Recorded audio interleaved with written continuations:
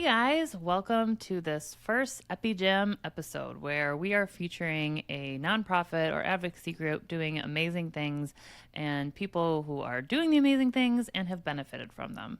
Today I have two members of EPI, which stands for Empowering People's Independence, which is something that's super important when it comes to epilepsy. And I have Collin Horak and Sarah Corbo with me. Thank you guys so much for being here. I really appreciate it. Thanks for having us. Collin, you have such a unique story, and you are the education and intake coordinator at EPI, but your journey to get there was pretty amazingly organic and started with having seizure training in your school. So if you could, tell us a little bit, what was that like? How old were you, and how did that change your experience? Yeah, well, so it started when I was diagnosed with epilepsy at 9 years old.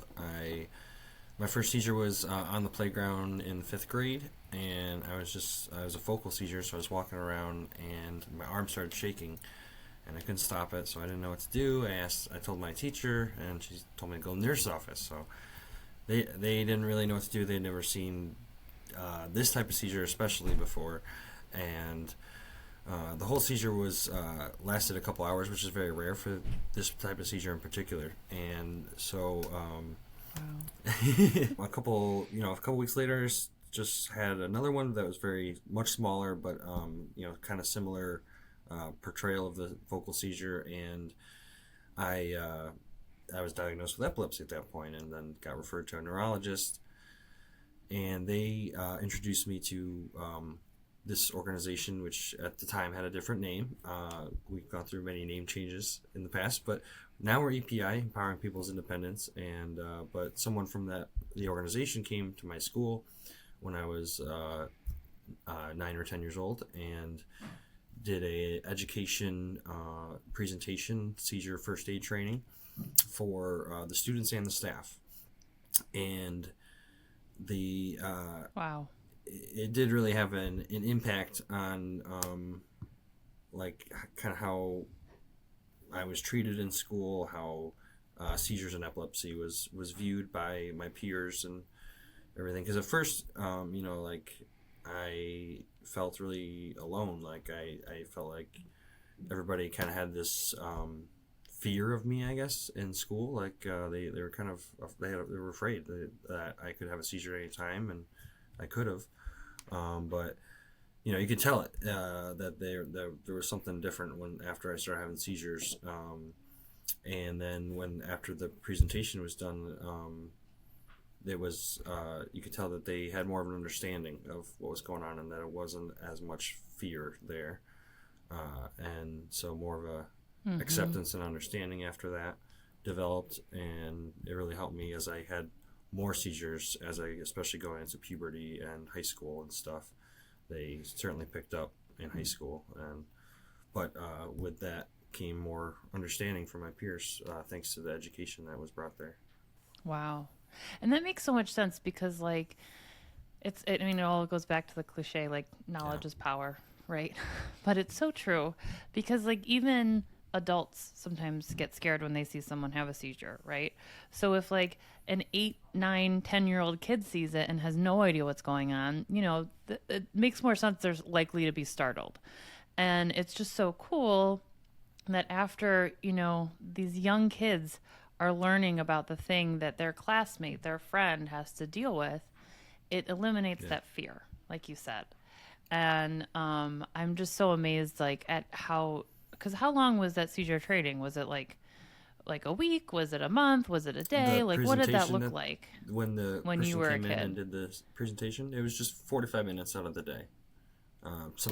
Maybe an hour and a half. 45 minutes. Depending on, but yeah, just like a period in the class day, and took place in the library so they could get as many people as they could at the time. Yeah. I guess there were a couple times I was referred to as the seizure kid, and then there was I didn't hear that as often after kind of having the more of an understanding brought to the school. Wow.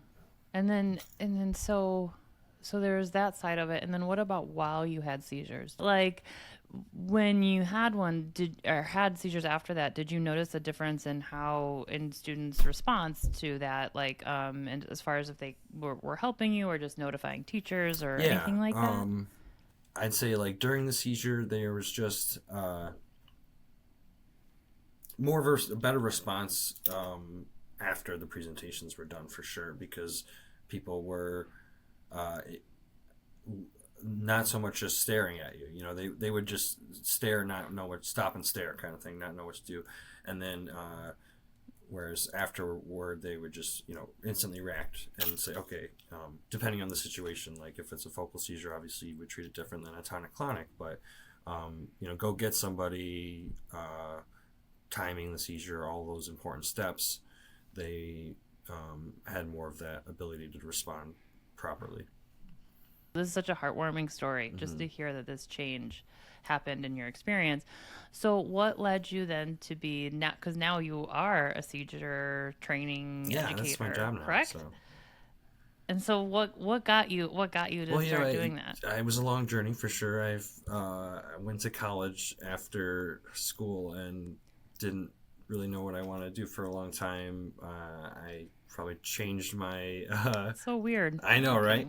Like who doesn't that happen to? Right? We're Changed all like, my I degree about don't seven know. times in college, and had about 13 jobs in the past 13 years. But I'm glad to be here where I am now, and yeah, it really was serendipitous how it all worked out, coming here, because I you know, obviously made such a big impact on my childhood and how I was able to develop and grow as a adolescent and everything. So, but I really had that developed a community with the organization through the camp, and um, Wait, pause when you say that. You develop. What do you there's mean this by through the Camp camp? Eager, What camp? is a camp that is at Empowering People's Independence, that they put on, and it's I started attending when I was 10 years old, and then you know, went on to become a counselor when I grew up, and had been attending as a counselor ever That's since I was awesome. 18, and so I've been involved with the organization for a long time, and then it just was a natural fit when I saw this job open up. So. Totally. That's awesome. I love that.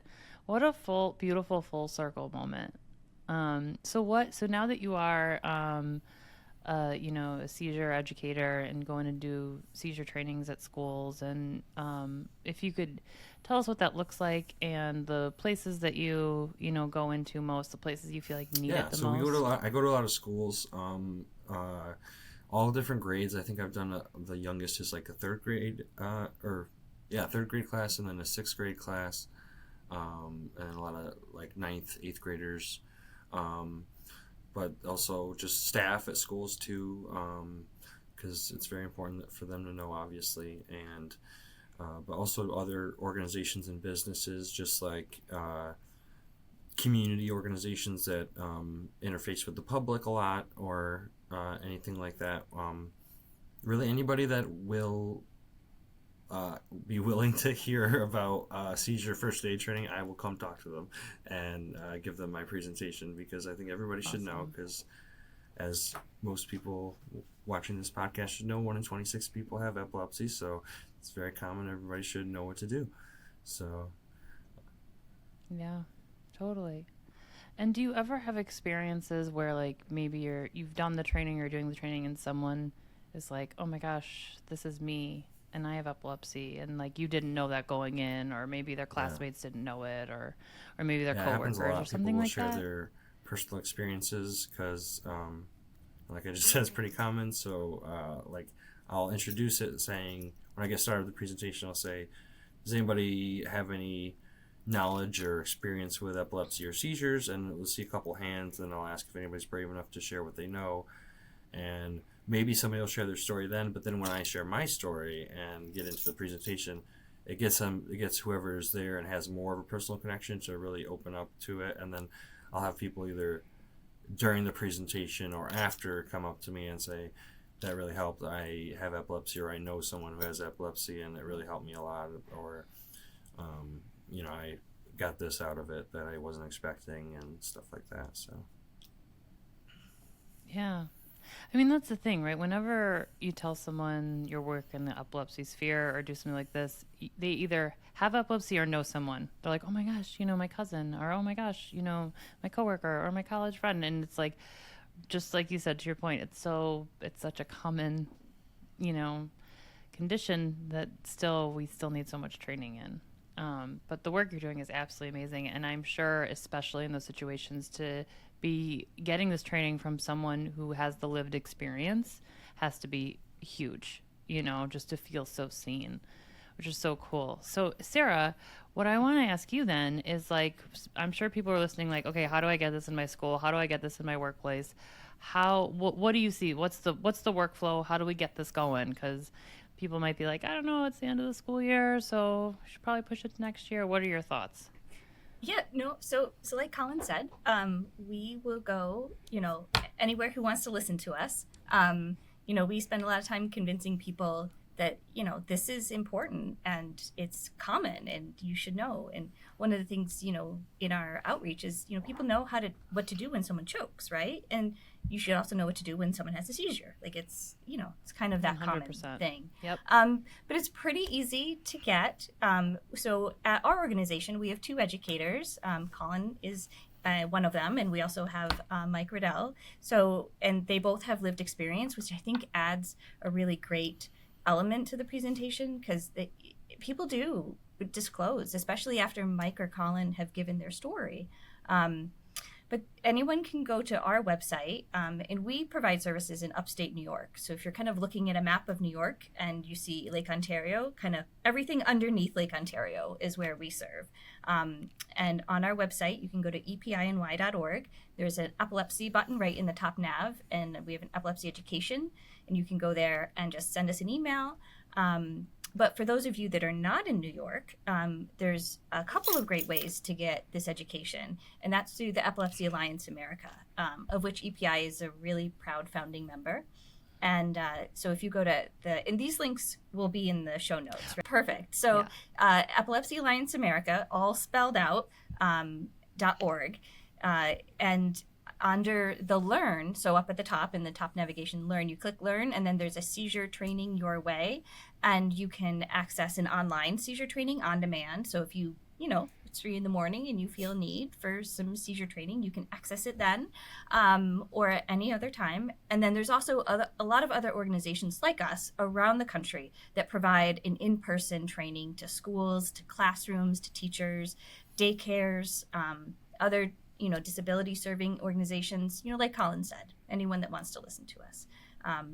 And this is a great time, actually, for schools to reach out and do it, especially in those last couple weeks of June, when the kids they're already checked out for the summer, right? Like, this is a great thing to, like, have something different and fresh in the classroom. So, totally.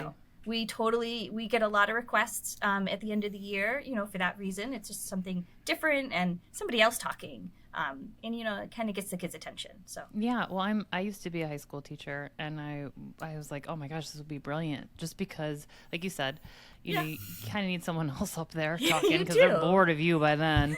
And like, it's interactive and it's education. It's very different, like you said, than like, I taught English, and it's like, we're not going to analyze this poem today. Instead, we're going to learn about life-saving methods of how to help someone with a seizure. So I think, yes, I think that would be so huge. So if you're listening and you're like, oh my gosh, it's the end of the school year, I'll wait. No. Those teachers need content. Give them that content. Yeah. And so, and just like Sarah said, if not in upstate New York, but you still are interested in camps, Epilepsy Alliance America has resources all over the country, and the link to how to find those will be in this podcast episode description, so be sure to check it out. And then what about anyone who wants to sign up for the EPI camp, or, again, not in upstate New York, but wants to find a camp in their area? Yep. So same place. We have a lot of information about Camp Eager on our website, and again, it's epiny.org.